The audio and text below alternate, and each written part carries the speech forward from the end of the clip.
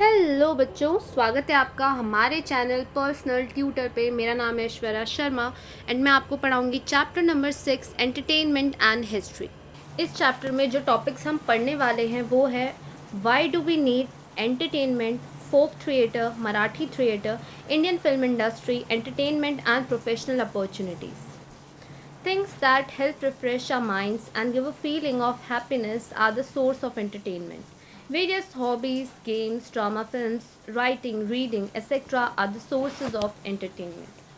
ऐसी चीज़ जो हमारे माइंड को, दिमाग को पूरा रिफ़्रेश करके रख देती है और हमें बहुत ज़्यादा खुशी देती है, ऐसी चीज़ों को हम कहते हैं सोर्स ऑफ एंटरटेनमेंट। अब ये सोर्स ऑफ एंटरटेनमेंट में बहुत सारी चीज़ें आती है। आपकी कोई हॉबी जो आपको करना बहुत ज़्यादा पसंद हो, कोई गेम या कोई फिल्म, ड्रामा, कुछ लिखना या पढ़ना, ये सारी चीज़ें सोर्सेज ऑफ एंटरटेनमेंट है।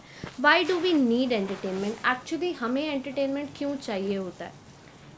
Healthy entertainment of excellent quality is essential for the healthy growth of one's personality. Entertainment keeps our mind lively and fresh. It may also makes us feel physically more energetic. Healthy entertainment हो suppose of excellent quality, ये क्या करता है, हमारी जो personality है उसे बढ़ाता है। Healthy entertainment in the sense, आपकी कोई बहुत अच्छी हॉबी है, सिंगिंग या कुछ लिखना या कुछ बोलना, तो आप अपनी हॉबी अगर फॉलो करते हो तो वो आपका पर्सनल ग्रोथ करेगा। साथ ही साथ जो जो भी एंटरटेनमेंट की चीज़ें होती है वो हमें लाइवली रखती हैं और हमें फ्रेश रखती हैं और हमें बहुत ज़्यादा एनर्जेटिक फील कराती हैं। So eventually our efficiency at work proves, और जिसके कारण हम कोई भी काम करते हैं तो वहाँ बहुत ज़्यादा इफ़िशिएंट हो जाता है। जैसे मैं आपको समझाती हूँ, आप रोज़ ड्यूटी पे जाएंगे, ऑफिस जाएंगे, दिन भर काम करेंगे और आपको कुछ भी एंटरटेनमेंट नहीं दिया जाए तो आप बहुत ही डल हो जाएंगे, लो फील करेंगे। लेकिन वही आपको एंटरटेनमेंट कुछ दिन दिया जाए, कुछ दिन आपको काम करने कहा जाए तो आपका भी मन लगेगा, आप भी एनर्जेटिक बहुत ज़्यादा फील करेंगे। Pursuing hobbies and games helps in personality development. In India, many festivals, sports, dance, music, etc. were developed as forms of entertainment since ancient times. जब भी आपकी जो हॉबी है आप उसे परस्यू करते हो, सपोज़ आपको लिखना पसंद है तो आप राइटर बन जाते हो, आपको गाना पसंद है आप सिंगर बन जाते हो, या आपको कोई गेम पसंद है आप उस फील्ड पे जाते हो, तो आपकी पर्सनालिटी का डेवलपमेंट होता है। इंडिया में बहुत सारे फेस्टिवल्स हैं, स्पोर्ट्स है, डांस है, म्यूज़िक है, जो फॉर्म्स ऑफ एंटरटेनमेंट रहे हैं एंशिएंट टाइम से। There are varied forms of entertainment available in the modern period as well. और एंशिएंट टाइम में तो थे, आज के समय तो अनलिमिटेड सोर्सेज हैं of entertainment. Entertainment can be classified into two categories: active and passive. Active entertainment anticipates an individual's mental, physical participation, practicing of handicraft and practicing in sport activities are example of active entertainment. अब क्या है, entertainment को दो parts में, दो category में divide किया गया है, एक्टिव एंटरटेनमेंट और पैसिव एंटरटेनमेंट। तो सबसे पहले एक्टिव एंटरटेनमेंट वो एंटरटेनमेंट होता है जहाँ पे किसी भी इंडिविजुअल का मेंटल या फिज़िकल पार्टिसिपेशन होता है। इसका मतलब है कि आप या तो अपने दिमाग से कुछ काम कर रहे हो, अपना दिमाग लगा रहे हो वहाँ पे, नहीं तो आप वहाँ पे फिज़िकली कुछ काम कर रहे हो, तो ये इसे कहा जाएगा एक्टिव एंटरटेनमेंट। जैसे एग्जाम्पल दिया हुआ है, आपने किसी हैंडीक्राफ्ट में पार्टिसिपेट किया, आपने किसी स्पोर्ट्स एक्टिविटी में पार्टिसिपेट किया, तो ये सारे एक्टिव एंटरटेनमेंट हैं। वॉचिंग अ स्पोर्ट्स मैच और लिसनिंग टू म्यूजिक और watching a movie are examples of passive entertainment. In this type of entertainment we are not actual participants but only viewers. कोई sports match देखना, कोई गाना सुनना, कोई movie देखना, ये सारी चीज़ें पैसिव एंटरटेनमेंट पे आती हैं। और इस तरीके के एंटरटेनमेंट पे हम सिर्फ देखते हैं, सुनते हैं, हमारा खुद का फिज़िकल या मेंटल कोई पार्टिसिपेशन नहीं होता। Now coming to folk theatre, puppetry, wooden puppet, which is called कठपुतली, Remains of clay dolls have been found in excavation of archaeological sites of Harappan civilization as well as sites in Egypt and Greece. It is possible that they were used as puppets.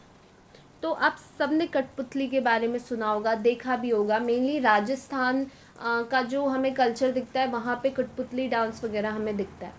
तो बहुत सारे remains मिले थे Harappan civilisation के. Egypt में भी बहुत सारे रिमेन्स मिले थे, ग्रीस में भी रिमेन्स मिले थे जहाँ पे क्ले डॉल्स के टुकड़े थे, जिससे ये समझ आया था कि उस समय कठपुतली वाली चीज़ें चलती होगी, कठपुतली डांस वगैरह चलता होगा या डॉल्स बनाई जाती होगी. In ancient India, materials like wood, wool, leather, horns, and ivory were used to make puppets.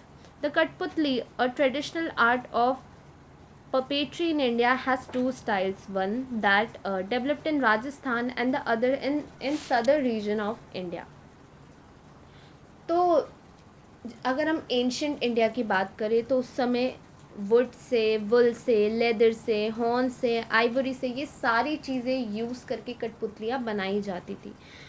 अब द कठपुतली ये क्या है? एक ट्रेडिशनल आर्ट है कि किस तरीके से डॉल्स को सजाकर उन्हें हमें as an source of entertainment show किया जाता है, उनका डांस दिखाया जाता है, उनका ड्रामा दिखाया जाता है. और ये मेनली राजस्थान में ऐसा होता है या इंडिया के सदर्न पार्ट में ऐसा होता है. The artists whose stage Kathputli shows are found in Uttar Pradesh, Maharashtra, Rajasthan, Assam, West Bengal, Andhra Pradesh, Telangana, Karnataka and Kerala. The role of the narrator, known as Sutradhar, is very crucial in the success of Kathputli stage show. The stage for this puppetry show is quite small, but the puppetries use light and sound effects in an ingenious way. Shadow puppet, hand puppet, wooden puppet, string puppet are used in कठपुतली show. तो artist जो कि कठपुतली show दिखाते हैं ये हमें उत्तर प्रदेश में, महाराष्ट्र में, राजस्थान में, आसाम में, वेस्ट बंगाल में, आंध्र प्रदेश, तेलंगाना, कर्नाटक और केरला में मिल जाएंगे. अब इसमें जो नैरेटर का काम करता है, जो एक्चुअली स्टोरी हमें बताता है, उसे सूत्रधार कहते हैं, जो बहुत इम्पॉर्टेंट होता है कठपुतली स्टेज शो में. अब ये जो पपेट शो होता है इसका स्टेज बहुत ही छोटा होता है और इस स्टेज को किस तरीके से एंटरटेनिंग बनाया जाता है, अलग अलग साउंड प्रोड्यूस करके, वहाँ पे अलग अलग लाइट के इफ़ेक्ट्स दिखाकर और साउंड इफ़ेक्ट्स देकर, और बहुत सारे टाइप्स ऑफ पपेट यूज़ किए जाते हैं. जैसे शैडो पपेट हो गया, वुडन पपेट हो गया, स्ट्रिंग पपेट हो गया, हैंड पपेट हो गया. इस तरीके से कठपुतली शो किया जाता है. Now next is Dashavatar theatre. Dashavatar is part of folk theatre in Maharashtra. Dashavatar shows are presented in region of Konkan and Goa after harvesting season is over. The stories presented in these shows are based on 10 incarnations of Vishnu, namely Matsya, Kurna, Varaha, Narsimha, Vamana, Parshurama, Ram, Krishna, Buddha, Kalki. At the beginning of the show, Sutradhara, the narrator, invokes Lord Ganesh, the destroyer of obstacles. तो ये जो show होता है Dashavatar show, इसमें क्या किया जाता है कि विष्णु जी के जो 10 अवतार हैं उन्हें दिखाया जाता है, जो है मत्स्य, कूर्ण, वराह, नरसिम्हा, वमहा, परशुराम, राम, कृष्ण, बुद्ध एंड कल्कि. ये शो जब स्टार्ट होता है, सूत्रधारा जब स्टार्ट करते हैं तो सबसे पहले वो लॉर्ड गणेश को दिखाते हैं. लॉर्ड गणेश से स्टार्ट होता है, जिन्हें बताया जाता है कि सारी परेशानियां हल कर देते हैं. The method of acting, makeup, costume in Dashavatar show is set by the tradition. The show is mostly musical, but sometimes there may be a few spontaneous dialogues. The character representing gods use wooden mask. The show ends by breaking dahi handi, an earthen pot of curds, followed by aarti, singing praises of the god. अब ये जो show होता है Dashavatar show, इसमें acting, makeup, costume सब कुछ tradition के हिसाब से सेट किया जाता है। ये शो मेनली म्यूज़िकल होता है, कुछ ही इसमें डायलॉग होते हैं। जो कैरेक्टर होते हैं वो मास्क पहन के आते हैं, अलग अलग गॉड को रिप्रेजेंट करते हैं।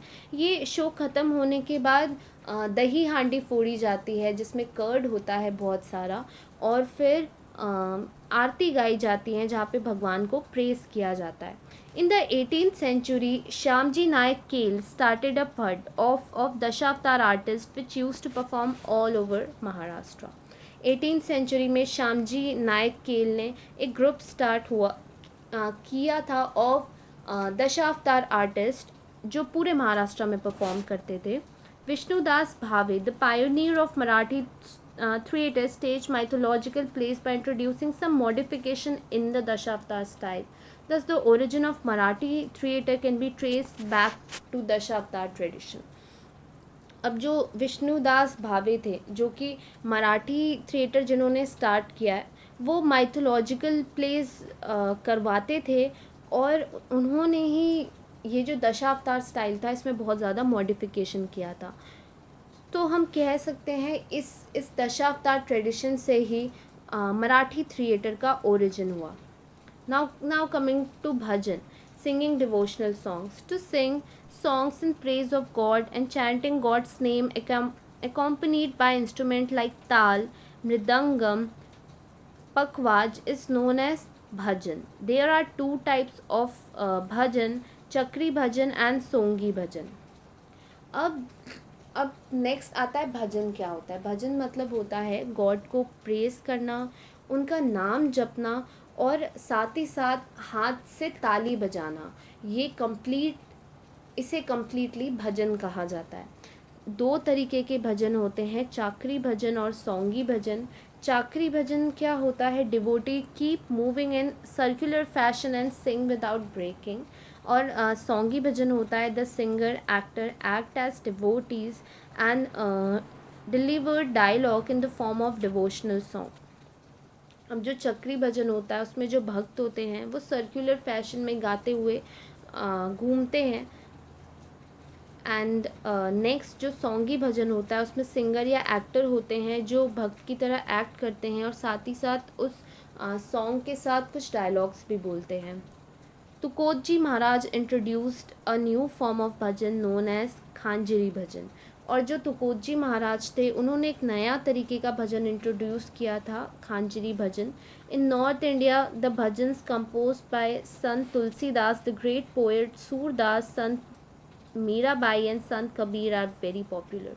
नॉर्थ इंडिया में कुछ स्पेसिफिक भजन्स हैं जो बहुत ज़्यादा पॉपुलर हैं। वो भजन जो संत तुलसीदास ने कंपोज किए थे, ग्रेट पोएट सूरदास ने कंपोज किए थे, संत मीराबाई ने और संत कबीर ने जो पोएम्स कंपोज किए थे। Composition of Puranadas, Kanakadas, Vijayadas, Udendra Guruswami, Tyagaraja etcetera are sung in Karnataka. तो ये जो अलग अलग टाइप के आपको पोएम्स दिए गए हैं या भजन्स दिए गए हैं, ये सारे कर्नाटका में गाए जाते हैं। इन गुजरात संत Narsi Mehta gave momentum to the bhakti movement. In Maharashtra, Sant Namdev supported the tradition of bhajan kirtan through the tradition of Varkari sect. The Varkari sect developed a glorious tradition of kirtan. Gujarat में जो संत नारसी मेहता थे उन्होंने भक्ति movement start किया था। महाराष्ट्र में संत नामदेव ने ये जो भजन कीर्तन का ट्रेडिशन था इसे सपोर्ट किया था ऑफ वारकरी सेक्ट। अब ये जो वारकरी सेक्ट है इन्होंने ही एक बहुत ही ग्लोरियस ट्रेडिशन स्टार्ट किया था भजन कीर्तन का। कीर्तन traditionally Narad Muni is suppose to be founder of the kirtan tradition. Sant Namdev is known as the first kirtankar of Maharashtra. Other saints help the tradition to flourish. तो नारद मुनि को माना जाता है कि ये एक्चुअली कीर्तन ट्रेडिशन के फाउंडर हैं। संत नामदेव को फर्स्ट कीर्तनकार माना जाता है महाराष्ट्र का, और दूसरे संस ने हेल्प की इस ट्रेडिशन को महाराष्ट्र में स्प्रेड होने में. The kirtankar is also known as Haridas. He has to dress in a traditional way. He needed to train himself in oratory, singing, musical instruments, dance, and humor. He needs to be very well informed. Kirtan is performed in a temple or in precincts of temple. अब जो कीर्तनकार होता है उन्हें हरिदास कहा जाता है. उन्हें प्रॉपर ट्रेडिशनल वे में तैयार होना पड़ता है. उन्हें ट्रेनिंग लेनी पड़ती है ओरेट्री की, सिंगिंग की, म्यूज़िकल इंस्ट्रूमेंट्स की, डांस की और ह्यूमर की. और उन्हें बहुत ही प्रॉपर चीज़ों का नॉलेज होना चाहिए. मेनली कीर्तन जो है वो मंदिरों में ही परफॉर्म किया जाता है. Now Lalit. Lalit is an old form of entertainment in Maharashtra. It belongs to the tradition of Nardiya Kirtan. It is quite popular in Goa and Konkan. अब जो ललित है ये भी महाराष्ट्र में एक फॉर्म ऑफ एंटरटेनमेंट ही है. ये नारदिया कीर्तन का जो ट्रेडिशन है उससे बिलोंग करता है और ये गोवा और कोनकान में भी फेमस है. During the performance of Lalit on the occasion of religious festivals it is presumed that the presiding deity of that festival is present on the throne and then she is invoked for fulfilment of a desire. तो जब भी Lalit perform किया जाता है तो किसी भी religious festival में तो ऐसा माना जाता है कि वहाँ पे जो थ्रोन, वहाँ पे जो राज सिंहासन रखा है, वहाँ पे जिस भी भगवान की पूजा की जा रही है वो वहाँ पे प्रेजेंट है और उनसे रिक्वेस्ट की जाती है, उनसे मांगा जाता है जो भी एक पर्सन अपने लिए मांगना चाहता है. The invocation continues as follows. Let everybody be granted their desire. Let entire village live in happiness till we perform next Lalit. Let the internal clashes vanish with the performance of Lalit.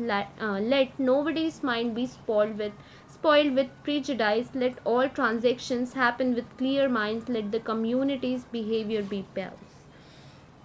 अब उस समय क्या chant किया जाता है, क्या बोला जाता है कि सबके डिज़ायर्स पूरे हों, सब कोई साथ में खुश रहें, जो भी विलेज के अंदर लड़ाई झगड़े चल रहे हैं सब ख़त्म हो जाए और साथ ही साथ लोगों के मन में एक दूसरे के लिए जो नफ़रत है, प्रॉब्लम्स हैं, सब ख़त्म हो जाए, सबका दिमाग साफ़ हो जाए और सारी कम्युनिटी साथ में अच्छे से रहे. The Lalit is performed in a theatrical style. Stories of Krishna, Rama and great devotees are presented during the performance. A few text of Lalit are available in Hindi as well. Lalit forms a part of the backdrop of modern Marathi theatre. अब ये जो ललित है इसे theatrical style में perform किया जाता है. कृष्ण, रामा या और भी जितने भी ग्रेट डिवोटीज़ रहे हैं इनकी जो स्टोरी है वो इसमें प्रेजेंट की जाती है. बहुत सारे टेक्स्ट हैं ऑफ ललित जो हिंदी में भी अवेलेबल हैं. हम आज जो मराठी थिएटर देख रहे हैं कहीं ना कहीं हम कह सकते हैं कि वो ललित से भी इंस्पायर्ड है. Now Bharat. Bharat can be described as a metamorphical song that has spiritual and ethical lesson. Bharat is compared to the style of a road show. Bharats composed by Sant Eknath are popular in Maharashtra because of its wide range of subjects, dramatic quality, easy rhythm and humor. Sant Eknath composed Bharats with a purpose of educating people on various aspects of life. अब ये जो भारत है इसे एक metaphorical song की तरह explain किया जा सकता है जो स्पिरिचुअल होता है और इसमें इम्पॉर्टेंट एथिकल लेसन्स दी जाते हैं.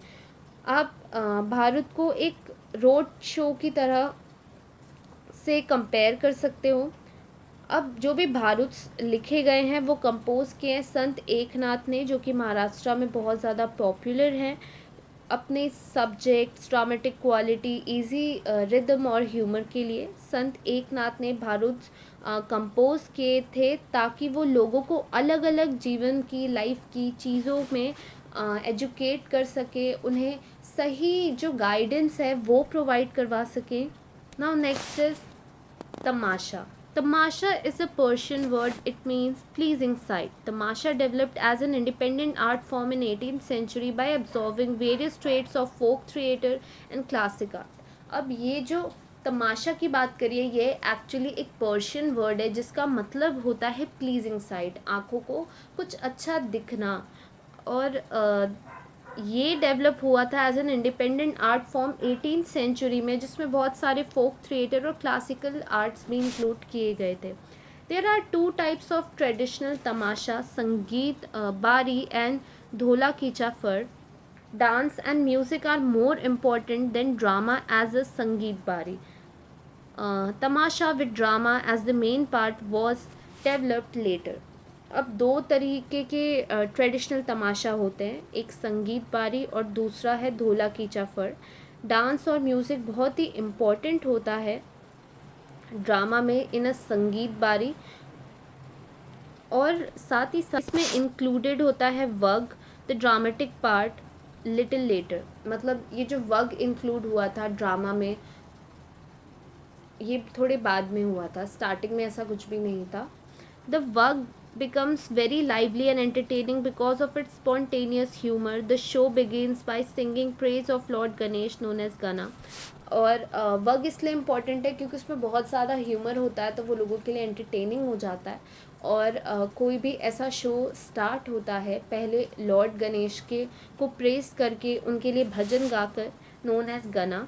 It is followed with the presentation of Gavalan. The second part of Tamasha presents the work. The popular plays like Vichha, Mazi, Puri Kara और घोड़ा वाचे लगना are example of modern form of tamasha. और इसके बाद गवालन होता है और सेकेंड पार्ट में वग होता है. बहुत सारे पॉपुलर प्लेज हैं जैसे विच्छा, माजी, पूरी करा और गाधा वचा लगना. ये सारे बहुत मॉडर्न फॉर्म है ऑफ तमाशा. तो यहाँ पे मैं आपका लेक्चर नंबर फर्स्ट ख़त्म करती हूँ. ये चैप्टर में समझने से ज़्यादा एक्चुअली याद करने की चीज़ें हैं, इसीलिए आप इसमें समझना एक बार ऑब्वियसली इम्पॉर्टेंट है, लेकिन आप इस चैप्टर को सिर्फ एक बार समझ के मत छोड़ देना. आप इस चैप्टर को बार बार अंडरलाइन करके चीज़ों को रिवाइज़ करना, क्योंकि ये चैप्टर मेनली याद करने का है. आपको अलग अलग नाम, अलग अलग फॉर्म्स, उनके फीचर्स, ये सब चीज़ें याद करनी है इस चैप्टर पे, वो इम्पोर्टेंट है. तो यहाँ पे लेक्चर ख़त्म होता है. अगर आपको कोई भी डाउट हो तो आप श्योर कमेंट सेक्शन पे पूछ सकते हैं. Thank you for watching.